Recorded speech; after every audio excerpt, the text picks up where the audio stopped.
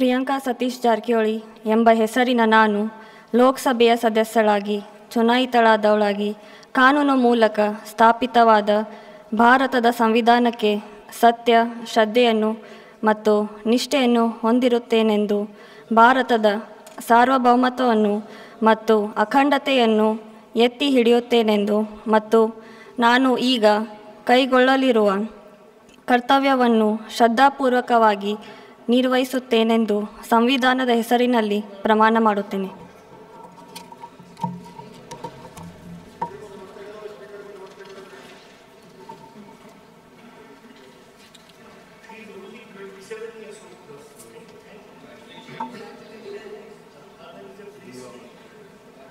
Shri Jagadish Shettar.